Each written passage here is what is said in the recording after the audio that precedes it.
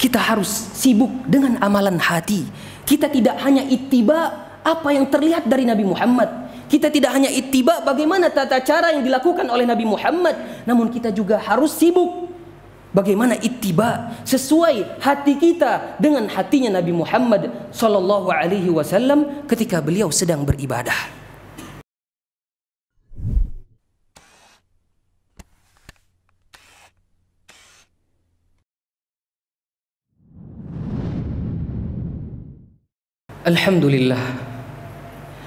Alhamdulillah wa kafa wassalatu wassalamu ala nabiyyina al-mustafa wa ala alihi wa ashabihi ahli as-sidqi wal wafa.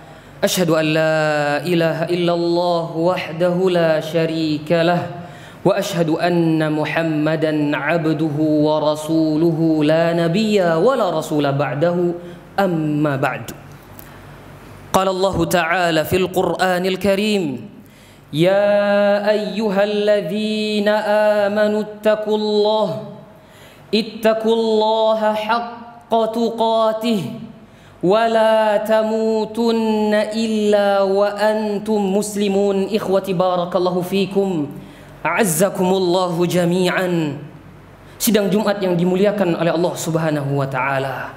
Kembali khatib mengingatkan kepada dirinya pribadi dan juga kepada seluruh kaum muslimin. Mungkin sebagian di antara kita ada yang lupa apa tujuan diciptakannya manusia. Mungkin di minggu-minggu ini kita sibuk pergi pagi pulang sore untuk bekerja.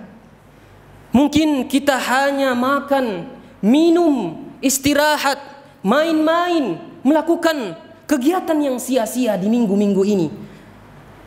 Maka khatib mewasiatkan untuk kembali kepada Allah Subhanahu wa taala, dan ingatlah tujuan kita di atas muka bumi ini adalah untuk beribadah kepada Allah Subhanahu wa taala. Wa ma khalaqtul jinna wal insa illa liya'budun. Dan senantiasa kita tancapkan setiap harinya firman Allah Subhanahu wa taala, wala tamutunna illa wa antum muslimun. Dan janganlah kalian mati, dan janganlah kalian meninggal kecuali dalam keadaan Islam, dalam keadaan berserah diri kepada Allah Subhanahu wa taala. Dan ketahuilah, jikalau Allah Subhanahu wa taala menciptakan kita untuk dunia ini, maka niscaya Allah tidak menciptakan yang namanya kematian. Namun Allah menciptakan kematian karena memang akhirat adalah tempat kembali kita. Namun sebagai seorang khatib, sebagai seorang yang hanya menyampaikan saja, tidak bisa memaksa pribadi masing-masing. Semua memiliki kuasa atas dirinya sendiri. Wa ma 'alaina illal balaghul mubin. Tidaklah kami hanya menyampaikan, tidak bisa memaksakan. Maka silahkan yang ingin mengejar dunia silahkan, tapi ingat, pasti engkau tak akan dapat. Kalaupun engkau dapat, pasti tak akan banyak. Kalaupun engkau dapat banyak, pasti engkau tidak akan puas. Kalaupun puas, maka ketahuilah tidak akan lama. Yang ingin mengejar akhirat silahkan, dan ketahuilah dunia pasti akan mengikutinya. Ikhwati barakallahu fikum, rahimani wa rahimakumullah. Kita alhamdulillah untuk sekarang ini sudah banyak di antara kita, jikalau mendengarkan hadis sahih yang menjelaskan tata cara ibadah Nabi Muhammad sallallahu alaihi wasallam, kita bersemangat untuk mengamalkan hadis tersebut. Jikalau kita mendengar hadis sahih tentang bagaimana salatnya Nabi Muhammad sallallahu alaihi wasallam, alhamdulillah sudah banyak di antara kita yang semangat untuk mengamalkan hadis tersebut.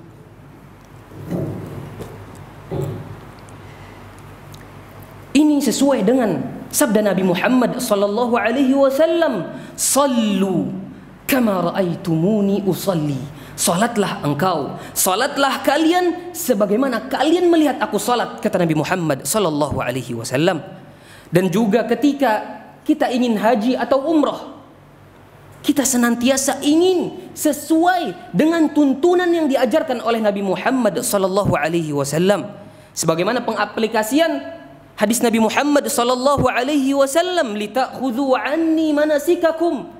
Contohlah, ambillah bagaimana caraku berhaji, bagaimana caraku manasik. Namun di sisi lain, pada saat kita konsentrasi, kita fokus bagaimana rukuknya Nabi Muhammad sallallahu alaihi wasallam, bagaimana sujudnya Nabi Muhammad sallallahu alaihi wasallam, bagaimana i'tidalnya Rasulullah sallallahu alaihi wasallam, bagaimana haji dan umrahnya, puasa Nabi Muhammad sallallahu alaihi wasallam.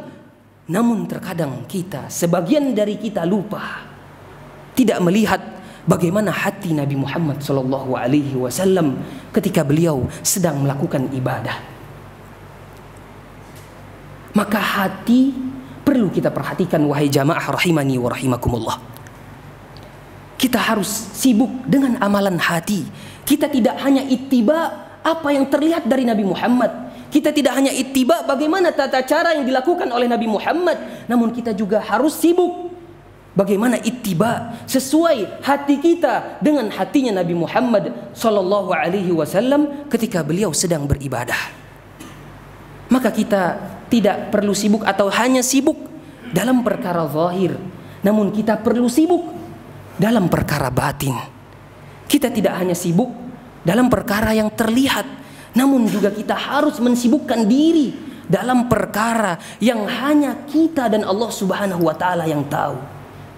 Karena memang amalan hati ini adalah amalan yang berat, bahkan sangat berat. Rasulullah sallallahu alaihi wasallam bersabda di dalam hadis yang diriwayatkan oleh Abu Dawud, "Innar rajula la yansarif." Sesungguhnya ada seorang laki-laki yang dia selesai melakukan salat, "Wa ma kutiba lahu illa usyru salatih." Dan tidaklah ditulis untuknya pahala kecuali 1/10 untuknya. Tusu'uha, dan ada juga yang ditulis 1/9-nya saja. Thumunuha, subu'uha, sudusuha, khumusuha, rubu'uha. Ada yang ditulis 1/7, 1/6, 1/5, 1/4. Dan terakhir Rasulullah mengatakan illa nisfuha. Dan ada yang ditulis hanya setengah saja. Solatnya bareng, softnya sama, gerakannya sama, namun pahalanya berbeda. Bacaannya sama, rukuknya sama, sujudnya sama, namun pahalanya berbeda.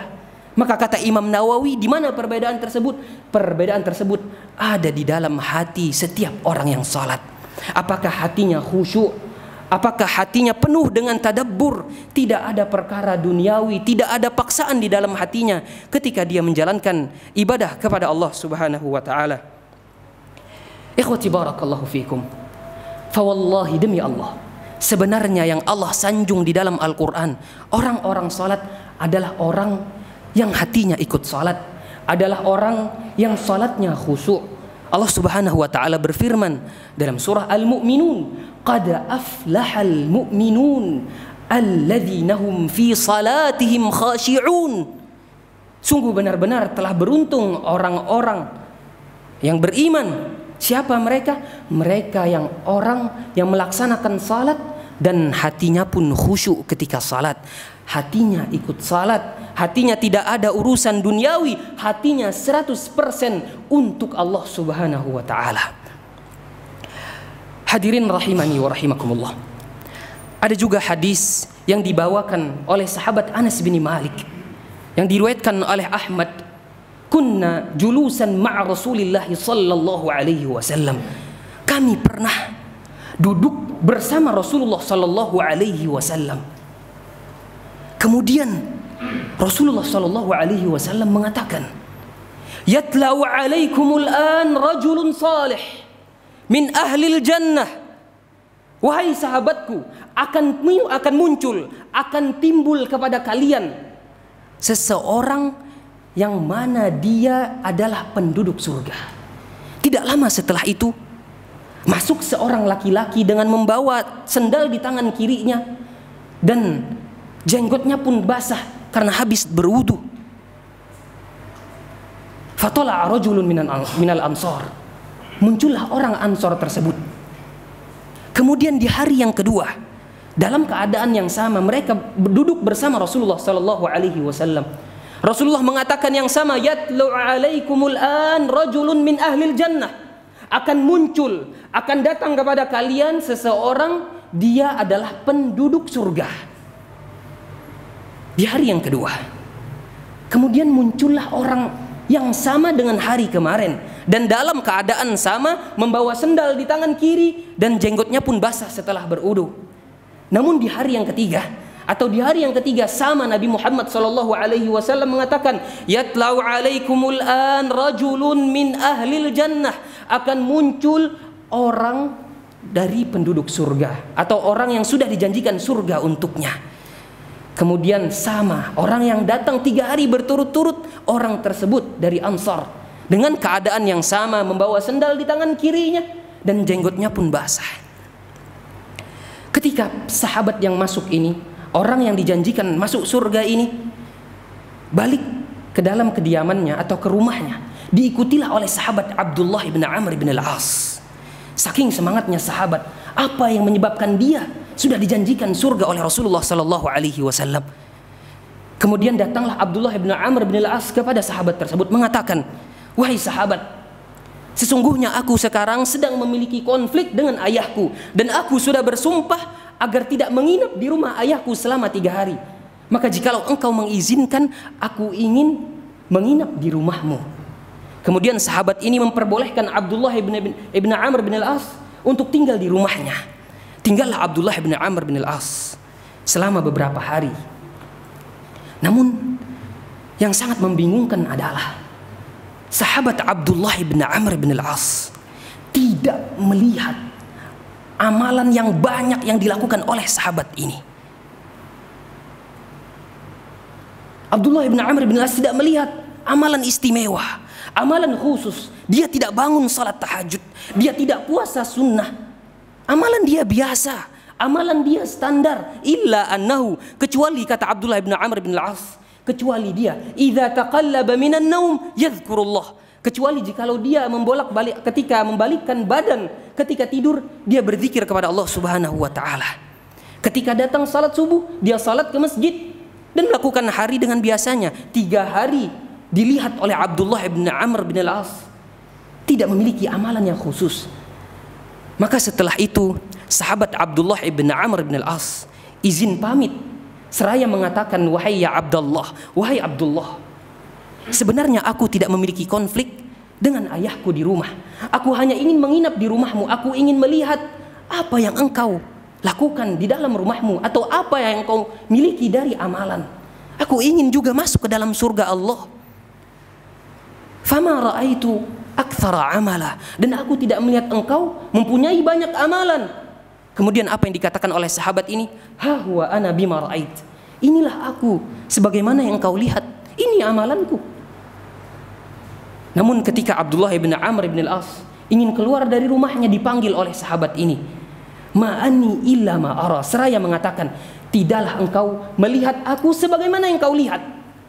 Tapi aku illa anni, kecuali aku tidak memiliki hasad, tidak memiliki dengki, tidak memiliki iri dari kaum muslimin. Setiap aku beranjak ingin tidur, senantiasa aku membersihkan hatiku dari sifat-sifat buruk, dari sifat hasad, iri dan dengki. Kemudian apa kata sahabat Abdullah bin Amr bin As?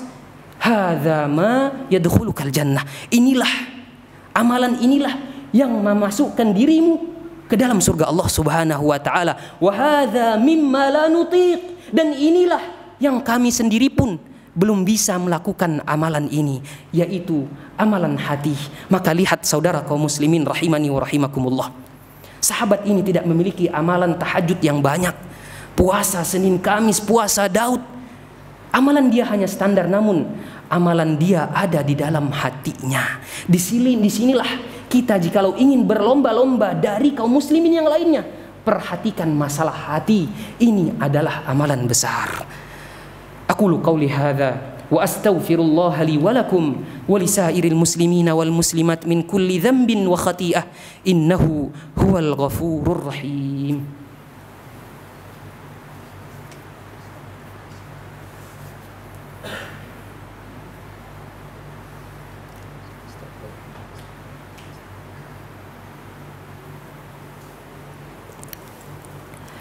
Alhamdulillah. Alhamdulillahi wassalatu wassalamu ala rasulillahi amma ba'd. Ikhwati barakallahu fikum, rahimani wa rahimakumullah. Mungkin sudah sering mendengar kita hadis Nabi Muhammad SAW yang berbunyi, la tasubbu ashabi, janganlah kalian menghina sahabat-sahabatku.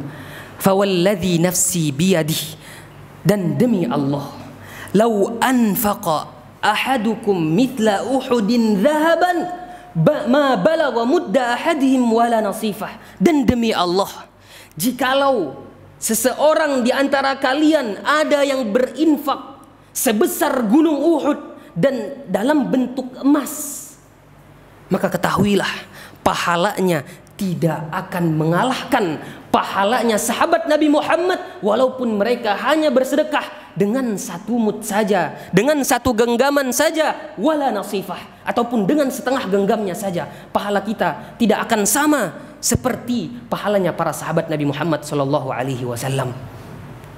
Di mana yang membedakan? Apakah yang membedakannya di kuantitas? Tentu tidak. Yang membedakannya ada di kualitas hati para sahabat.